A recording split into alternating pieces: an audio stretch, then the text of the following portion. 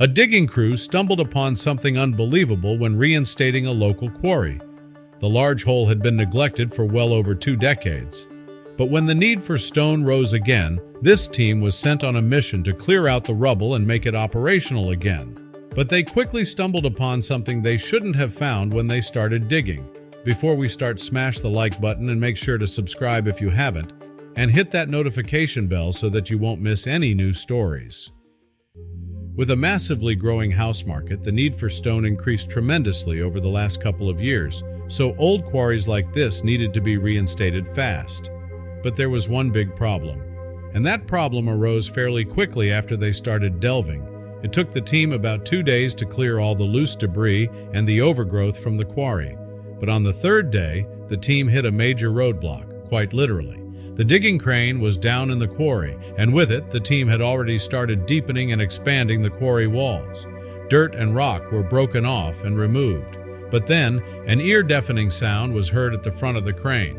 It sounded like a loud clang, the kind you get when metal hits metal.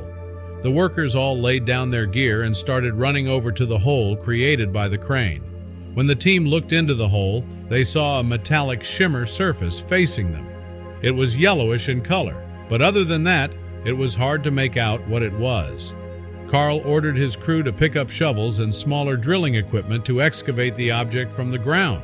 At first, the team only saw a speckle of yellow metal, but they quickly noticed that the object was far larger than they had imagined. When the edges of the metallic object were cleared, they saw that it was at least 5 feet in diameter. After a little bit more digging around the object, the team used their high-powered crane to do the rest of the lifting. The object was also at least 6 feet deep. With the object removed from the ground, Carl and his team circled it as it stood between them. The metal was very corroded from being in the ground for so long, but it was clear to see the details of this mysterious object. There were doors on both sides, and Carl pulled on the handle of the first one. To his surprise, it opened up. The crew leader stood inside the object. It was a weird doorway about 3 feet deep, with a clear entrance and exit door. He knew that this was a tunnel door. They used it to strengthen tunnels, holding up tons of ground above while providing passage through dugout areas. Carl opened the door on the exit side this time, seeing his curious team again as he left the object. They were still locked onto the object, wondering what it was. But Carl instantly walked past them as he stared into the hole from which they retrieved the tunnel door. Carl stared into the deep hole their crane had created and quickly saw an image that confirmed his suspicion. Carl took a deep breath as he looked into the dark mouth of the tunnel. "All right, we're going in," he said, a hint of both caution and excitement in his voice. He signaled for the team to grab their flashlights, and even though they were a bit more hesitant than he was, one by one, they all obliged and followed Carl into the dark unknown below. Carl led the way. They were even more corroded than the doorway, indicating that this place had been untouched for decades. Dust and cobwebs filled the air as they proceeded. The tunnel walls, however, were unnaturally clean-cut, suggesting that this tunnel was either made by a tunneling master years ago or maintained throughout its years of existence. Several crew members decided they'd had enough. One of them, a younger guy named Mark, muttered, "I'm not staying down here another second," and turned back. The others nodded in agreement, fear written across their faces. The group's footsteps echoed as they scrambled away. Carl did not try to stop them, as he understood their worry. He just watched as their bobbing flashlights faded into the distance. After the dust settled, Carl and only 5 other crew members remained inside the tunnel. They were alone in the dark, but determined to press on. Carl told his team to stay strong together. They had come this far, and he wasn't about to turn back without understanding what they had discovered. "All right, if you want to stay, stick close. We're finding out what's in here," he said while repointing his flashlight to the road ahead. As they proceeded, the tunnel seemed to narrow slightly, and the beams reinforcing it grew closer together. Carl also noticed that there were colored markings on the beams, all in the same shape but in a different shade. Carl couldn't shake the feeling that they were being led somewhere, almost as if the tunnel itself was designed for them to follow, and Carl wasn't far off with this assessment. "Let's move quietly," he whispered as they edged further. The tunnel took a sharp turn, and as they rounded it, they were greeted with an astonishing sight. It was an underground chamber, larger than the ground floor of Carl's own house. The team crawled through the narrow opening of the tunnel, and now all of them marveled as they moved through the spread of room. Scribbly drawings were etched into the rocky walls all around them, and recognizable tools were leaning against the side of the cave-like room. They were old, but looked well-maintained. "What is this place? And why is all of this down here?" one crew member asked Carl, hoping that he would have the answer. But Carl simply shrugged his shoulders. Carl walked toward a pile of tools and brushed away some dust and dirt, revealing a symbol on the equipment. His brow lifted because it was a mark he vaguely recognized. But from where? There wasn't much time to ponder this finding. There was not, because shortly after, the sound was heard again, and this time it was accompanied by footsteps. It was clear that whatever caused these sounds was getting closer, because the footsteps that were first heard in the far distance quickly grew louder and louder. Carl's crew exchanged nervous glances, not wanting to get caught somewhere they did not belong. Carl and his team crouched low behind some large boulders, dimming their flashlights to avoid detection. They held their breath as a group of elderly men, all dressed in old work clothes, shuffled into the large chamber. Each man appeared to be at least 60 years old, with silver hair and weathered faces. Carl and his crew exchanged puzzled glances. "Who are they?" one of Carl's men whispered. The group of elderly men seemed oblivious to the hidden crew watching them. They went about their routine, lighting more lanterns placed around the room. As the chamber grew brighter, Carl and his team saw makeshift beds, worn but functional, made from old metal carts and other mining equipment.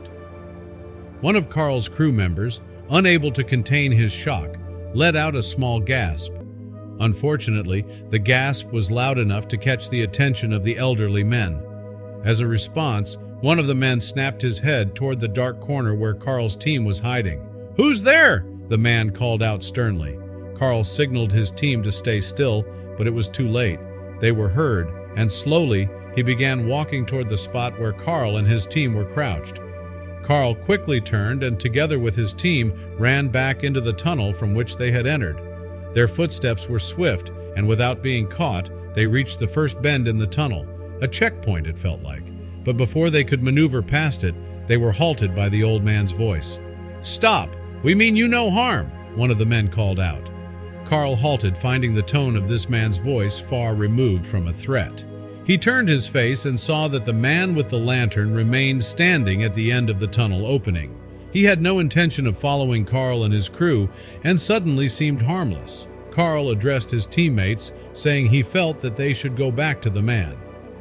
"We came here to discover what was down here, so let's find out together." His team carefully agreed, and together they walked back to the open space. Once there, the elderly man raised his lantern higher, illuminating Carl and his crew as they stood frozen, unsure what to do. "We just want to talk," the old man said. There was no malice in his voice, just a gentle invitation.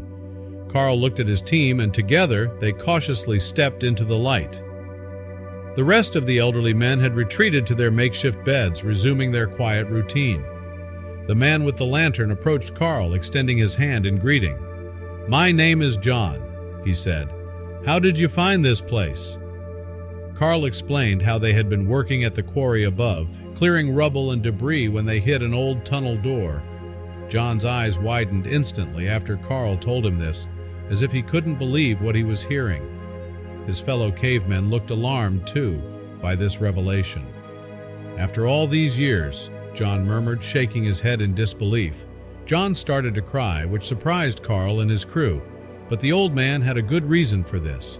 John saw Carl's and his crew's confused faces and promised to explain the situation. And the story that he revealed then was the craziest thing Carl had ever heard. John and the other men down here were part of a mining crew that had worked in this very place decades ago. This used to be an active mine, and a large one at that. We were digging deep when an earthquake hit. It shifted the ground and collapsed almost all the tunnels. He paused, the memory clearly painful. Most of the workers made it out, but we got trapped down here. At first, we did our best digging ourselves out from within, but we quickly discovered that it was impossible with our equipment down here. Then we waited, hoping someone would come for us, but no one did. We guessed that the collapse was too severe, and that after not being able to reach this deep down, we were presumed dead. Over time, we realized that no rescue was coming. We were stuck, and this became our home. We've been stuck down here for well over 30 years, all forgotten about, but still very much alive. A tear rolled down the poor man's cheek. It was a heartbreaking story. John explained that they had survived all these years on stored provisions. There were enough canned goods down here to feed an entire mining operation for years, he said. But with only 8 of us, the food supply could last us a lifetime. We rationed and ate rice and beans every day.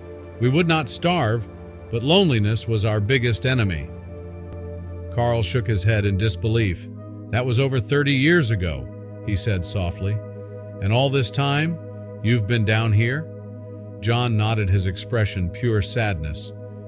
Yes, and we had no way of getting out. The tunnels were sealed off, and we couldn't dig our way out without risking a collapse. The room fell silent as Carl processed what John had just told him. The miners had spent 3 decades trapped underground, forgotten by the world above. But now, for the first time in 30 years, there was hope, because this story was about to get a continuation after being halted for decades. With the help of Carl's crew, the 8 elderly miners were brought to the hospital, where they got proper care. They stayed there for over 2 weeks for observation. After that, they were free men once more. Some miners still had family alive, and those reunions were emotional and heartwarming. For the first time in 30 years, the lost miners were united with loved ones. Even Carl, who never cried, wiped away a tear when he witnessed their embrace. We were just there to reinstate a quarry, and now we saved 8 lives. This is crazy. You can't make this stuff up, he said. News of the discovery spread quickly, and soon Carl and his crew were hailed as heroes. They made national news multiple times and were often asked to tell their story. But they didn't mind. The fact remained that these old miners were safe again, and families were happy. The mine was closed for good now, preventing further collapse, and a few months later, the quarry was successfully reinstated.